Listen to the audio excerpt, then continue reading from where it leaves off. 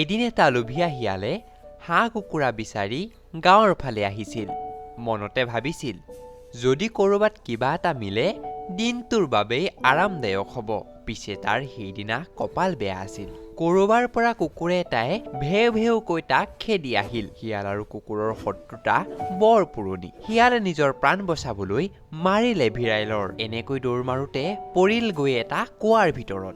ভাগ্য ভাল, কুৱাটোত পানী বেছি নাছিল। কুৱাটো সিমান দৌ নাছিল। তথাপিও শিয়ালটোৱে বহু সময় চেষ্টা কৰিও কুৱাটোৰ পৰা ওলাব নোৱাৰিলে। গতিকে কি কৰোঁ কি নকৰোঁ বুলি ভাবি থাকোঁতে শিয়ালে দেখিলে যে কুৱাটোৰ দিশে এটা ভোবোলা ছাগলী আহি আছে। ছাগলীটোৱে কুৱাৰ মাজত শিয়ালটোক দেখি সুধিলে, বোলো শিয়াল কাই, কুৱাৰ ভিতৰত সোমাই কিনো কৰি আছা? শিয়ালে সেই সুযোগলৈকে অপেক্ষা কৰি আছিল। সি টপৰাই মাত লগালে, কুৱাৰ মিঠা পানীৰ সোৱাদ লৈছোঁ। এনেকুৱা অমৃত যেন পানী দেশখনৰ কোনো কুৱাতে নাই। ইচ্ছা কৰিলে তুমিও সোৱাদ ল'ব পাৰা।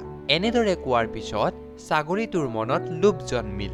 সি আগপাছ চিন্তা নকৰি কুৱাৰ ভিতৰলৈ জঁপিয়াই দিলে। বুধিয়ক শিয়ালে সেই সুযোগৰ অপেক্ষাতে আছিল। সি লগে লগে ছাগলীৰ গাৰ ওপৰত উঠিল আৰু একেজাপে কুৱাৰ বাহিৰলৈ ওলাই আহিল। সি বাহিৰৰ পৰা বুৰ্বক ছাগলীক ক'লে, এতিয়া হেঁপাহ পলুৱাই কুৱাৰ মিঠা পানী খাই থাক, মই আহিলোঁ। বহুত পলমকৈয়ে ছাগলীটোৱে তাৰ মূৰ্খতা বুজি পালে। ভাইটি ভণ্টিসকল, এই সাধুৰ পৰা আমি এয়াকে শিকিব পাৰোঁ যে যিকোনো কথা চিন্তা নকৰাকৈ কৰিব নালাগে। আশা কৰোঁ তোমালোকে এই সাধুটোৰ পৰা কিবা এটা শিকিবলৈ পালা। আমি লগ পাম আৰু এটা অতি সুন্দৰ সাধুৱেৰে। এতিয়া আমি মাগিছোঁ বিদায়।